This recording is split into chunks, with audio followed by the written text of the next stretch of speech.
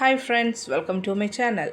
இப்போ நம்ம கொஞ்சம் நாளுக்கு அப்புறம் தான் நான் இந்த செகண்ட் பேட்சோட வீடியோவே நான் போடுறது. நான் லாஸ்ட்டாக போட்டது அந்த கோழி குஞ்சுகள் அந்த ஸ்டார்டிங் டைமில் தான் ஒரு வீடியோ போட்டிருப்போம். அதாவது நம்ம அந்த பிளாக் கலர் ஷீட்டை எப்போ ரிமூவ் பண்ணணும், தென் என்னெல்லாம் பண்ணணும்னு நான் லாஸ்ட்டு ஒரு வீடியோ போட்டிருக்கோம்.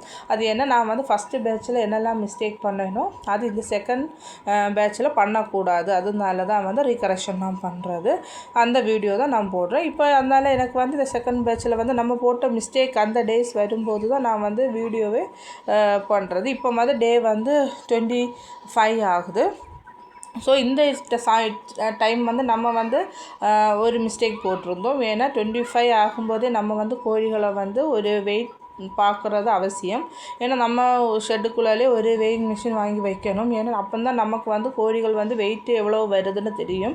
ஏன்னா ஒரு 1.5 கிலோ அந்த வெயிட் எல்லாம் வரும்போதே நம்ம கோழிகளை கொஞ்சம் கொடுக்கணும். ஏன்னா இல்லைன்னா நமக்கு இந்த ஷெட்டில் ஸ்பேஸ் கிடைக்காது. கோழிகளுக்கு ரொம்ப நெருக்கம் ஆகும்போது ஹீட்டு ஃபார்ம் ஆகும். ஸோ அதுலேயே நமக்கு மொர்டாலிட்டி எல்லாம் வர நிறைய சான்ஸ் இருக்கும். ஸோ டே ஒரு 25 ஆகும்போது கொஞ்சம் ஒரு கேர்ஃபுல்லாக இருக்கணும். அதுவும் இல்லாமல் இந்த டைம் நமக்கு ஃபுல்லுமே ரொம்ப வெயிலாக இருக்குது. ஹீட்டு ரொம்ப சொல்லவே முடியலை.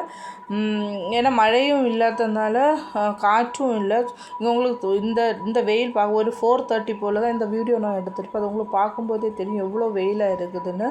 ஸோ இதனால நம்ம கோழி குஞ்சுகள் ஒரு 2 வீக்ஸ் ஆனால் அந்த டைமே நம்ம ஃபேன் போட ஸ்டார்ட் பண்ணிட்டோம். ஏன்னா அந்த டைம் போடக்கூடாது, பட் நமக்கு வேறு வழி கிடையாது. ஏன்னா இங்கே நல்ல ஹியூமிடிட்டி லெவல் ரொம்பவுமே அதிகமாக இருக்குது. ஸோ நமக்கு அது போட்டு தான் ஆக வேண்டியதாக இருந்துச்சு.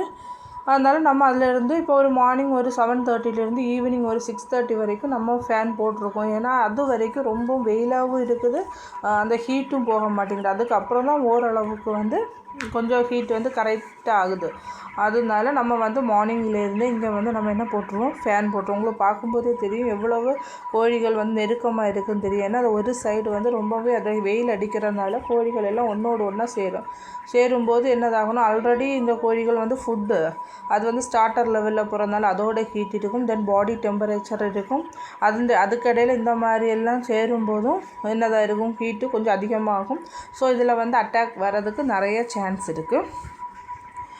நம்ம லாஸ்ட்டு பேட்சில் மிஸ்டேக் பண்ணது இது தான். நம்ம ஒரு 2 டேஸ் கூட போகட்டும் அப்படின்னு நம்ம விட்டனால தான் ஒரு நாள்லேயே நமக்கு ஒரு 22 மொர்டாலிட்டி வர சான்ஸ் நிறைய இருந்தது. ஸோ அந்த மிஸ்டேக் நம்ம இந்த வாட்டி பண்ணக்கூடாதுன்னு இருக்கும்.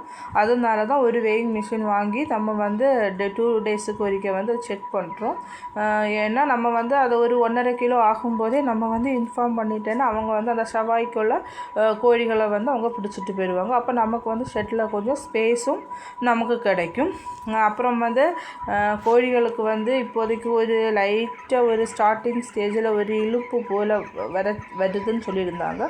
ஸோ அதனால நம்ம கோழிகளுக்கு மருந்தும் கொடுக்க ஸ்டார்ட் பண்ணிவிட்டு இது அதில் ஒரு எல்லோ கலர் அண்டு ஒயிட் கலரில் நம்ம ஒரு மருந்து வச்சுருப்போம், விராசிட்டு. ஸோ அது மார்னிங் ஒன்று பவுடர், ஒன்று லிக்யூட் டைப்பு. ஸோ அந்த பவுடர் டைப்பை 150 கிராமில் மார்னிங் தண்ணியோடு மிக்ஸ் பண்ணி நம்ம கொடுக்கணும். ஈவினிங் அந்த லிக்யூடை 150 ml கொடுக்கணும். அப்படி ஒரு 3 டேஸ் கொடுக்கும்போது அது ஏன்னா நம்ம ஸ்டார்டிங்கே நம்ம அதை பார்த்ததுனால நம்ம அதை கரெக்ட் பண்ணிடலாம். இப்போதைக்கு கோழிகள் ஓகே ஹெல்த்தியாக தான் இருக்குது, பரவாயில்ல. பட் நான் இப்போ நம்ம போட்ட என்னெல்லாம் ஃபஸ்ட்டு பேட்சில் மிஸ்டேக் பண்ணோமோ அதை தான் நான் இந்த வாட்டி நான் ரீகரெக்ஷன் பண்ணுறது.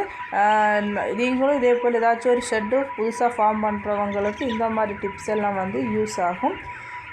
ஸோ இது ஒரு நல்ல பிஸ்னஸ் தான், வேறு எதுவும் சொல்ல முடியாது. ஏன்னா நான் லாஸ்ட் வீடியோவில் எல்லாமே நான் சொல்லிவிட்டேன். Okay friends, thank you.